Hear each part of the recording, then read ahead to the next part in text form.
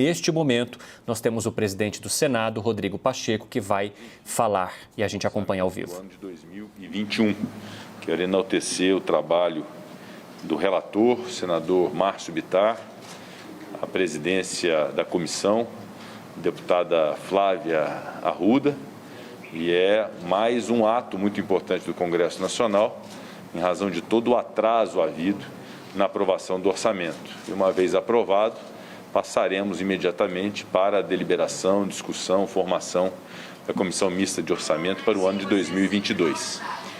Então, essa sessão de hoje se destina a essa finalidade e em breve, após o feriado de Semana Santa, nós faremos uma nova sessão do Congresso Nacional para examinar os vetos ainda remanescentes de exame por parte do Congresso Nacional e contamos muito com a colaboração do líder do governo do Congresso Nacional, que está aqui conosco, líder senador Eduardo Gomes, para que possa haver um ambiente de negociação de acordos entre os partidos, deputados, senadores, para termos o consenso entre a manutenção e a derrubada de vetos. Mas não será hoje nessa sessão do Congresso, que, repito, se destina exclusivamente ao exame do orçamento. Estou à disposição. Senado, os senadores foram quase unânimes em crítica ao chanceler Ernesto Araújo. Gostaria de fazer duas perguntas. Se o senhor defende a saída do chanceler e se o senhor compartilha da visão dos outros senadores sobre o trabalho do Ernesto Araújo. Nós fizemos uma sessão especial ontem no Senado Federal com o objetivo de ouvir o ministro das Relações Exteriores sobre o trabalho desempenhado à frente da pandemia. Houve, de fato, uma frustração por parte dos senadores e senadoras, externada de maneira muito evidente nas falas da grande maioria do Senado Federal em relação à política estabelecida no Ministério das Relações Exteriores. Mas, muito além da personificação ou do exame sobre o trabalho específico de um chanceler, o que se tem que mudar é a política externa do Brasil.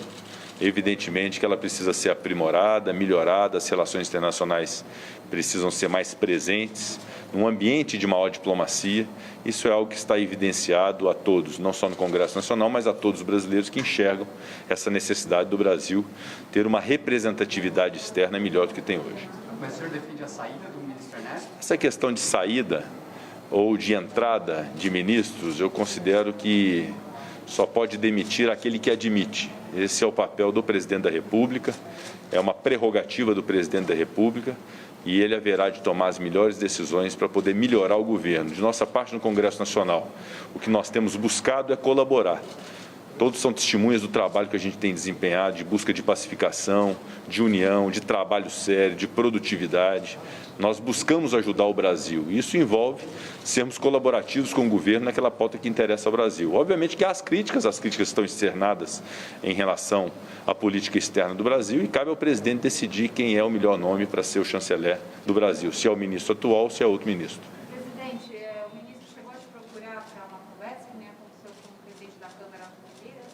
O ministro?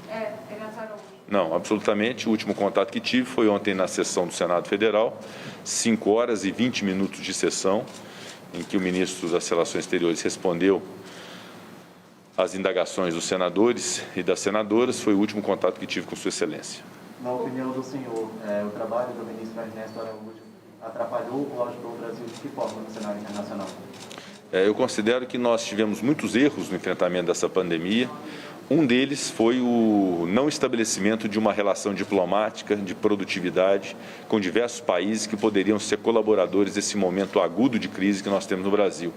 Então, ainda está em tempo de mudar para poder salvar vidas. Infelizmente, nós perdemos muitas vidas no Brasil em razão de uma conjuntura que é muito variada, não é uma responsabilidade única de alguém ou de um ministério. Há um problema nacional que nós temos que enfrentar e o que nós precisamos agora é mudar o rumo dessa política externa para poder termos parcerias internacionais. O Brasil é um país muito importante para o mundo, sob todos os aspectos. Aqui nós temos riquezas naturais, aqui nós temos a Amazônia, temos o Pantanal, temos a Mata Atlântica, temos a produção de alimentos do mundo, muito rica e muito desenvolvida, que é o agronegócio, que é algo que nós aprendemos a fazer e fazemos bem.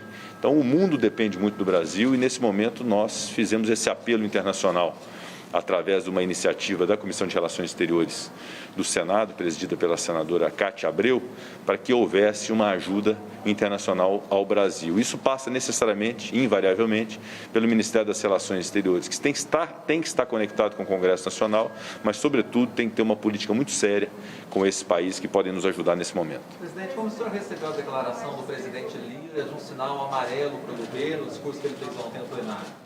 É uma demonstração de insatisfação, porque, de nossa parte, no Congresso Nacional, tanto Câmara quanto Senado, nós estamos buscando, de todas as formas, ter um ambiente de consenso, de pacificação, de busca de soluções, e isso precisa também, do outro lado, por parte do governo federal, ter essa mesma postura e essa mesma vontade. Então, a manifestação do deputado Arthur Lira é uma manifestação legítima de alguém que preside uma casa que é a casa do povo, de manifestação das insatisfações. Mas isso, obviamente, que é uma manifestação que será capaz de significar uma possibilidade de solução desse problema, que eu quero crer que seja o anseio também do presidente da República, de consertarmos alguns pontos para poder termos, de fato, uma união nacional no enfrentamento dessa crise. O senhor tocou no nome da pandemia. Saíram notícias que ele poderia ser demitido após o GS ontem na situação do Senado. Eu queria saber o que você achou dessa conduta dele e se o senhor conversou com o Planalto sobre isso, sobre as possibilidades de demissão. O Senado agora está apurando o fato.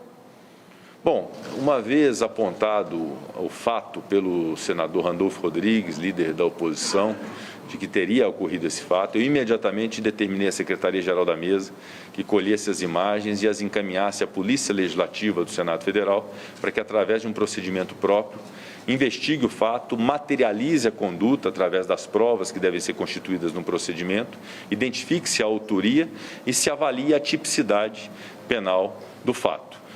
Nós não podemos ter pré-julgamentos em relação ao fato, mas verdadeiramente, vendo as imagens, nós identificamos um gesto completamente inapropriado para o ambiente do Senado Federal.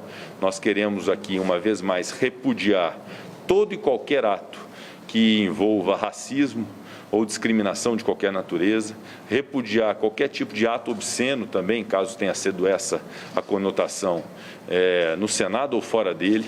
E Senado não é lugar de brincadeira, Senado é lugar de trabalho. Ali nós estávamos trabalhando, buscando soluções, informações no Ministério que está muito aquém do desejado para o Brasil. Então, ali era um trabalho muito sério que nós estávamos desenvolvendo e que não pode esse tipo de conduta estar presente no ambiente daquele. Mas, obviamente, sem pré-julgamentos, garantindo a ampla defesa, o contraditório, o devido processo legal, deve-se apurar esse fato, inclusive ouvindo o assessor, permitindo que ele dê também a versão sobre esse fato. Eu acho que esse é o caminho adequado num Estado democrático de direito para um episódio dessa natureza. Muita gente criticou o presidente Bolsonaro, o senhor falou a respeito de pandemia, lembrei disso, a respeito da instalação do comitê. Muita gente disse que foi tardiamente. O senhor acredita que ele poderia ter aberto esse comitê antes? Como que o senhor avalia essa situação? Olha, diversas iniciativas foram feitas no enfrentamento da pandemia ao longo de um ano. Iniciativas boas, outras nem tanto, outras que poderiam ter sido feitas. Então, houve um enfrentamento, evidentemente. Não pode não ter sido da melhor forma possível, mas houve um enfrentamento. Esse comitê, ele nasce de uma ideia em razão do momento absolutamente crítico e singular que nós estamos vivendo depois de um ano de pandemia. O colapso do sistema de saúde, a falta de oxigênio, que até então não era um problema que nós enfrentávamos, a falta de insumos de medicação para a sedação, que também não era um problema que até então nós enfrentávamos, que são problemas novos que surgiram e que se somaram à falta de leitos de UTI e à falta de uma escala mais ampla de vacinação. Então, nesse momento, se recomenda uma ação. E a ação que nós identificamos era uma ação que envolvesse direta e pessoalmente o presidente da República. Foi a sugestão que nós tivemos para que o presidente da República pudesse liderar esse processo. E o instrumento capaz disso foi a instituição desse comitê, liderado pelo senhor presidente da República, com a participação do ministro da Saúde, que deve ter o poder da coordenação técnica desse comitê, e a participação do Congresso Nacional. Obviamente, ouvindo governadores, a sociedade civil, a comunidade médica, mas eu considero que é uma iniciativa que vem, sim, para somar num esforço que precisa ser feito da melhor forma possível, com toda a energia possível, para poder minimizar esse grande impacto nacional que nós estamos vivendo hoje.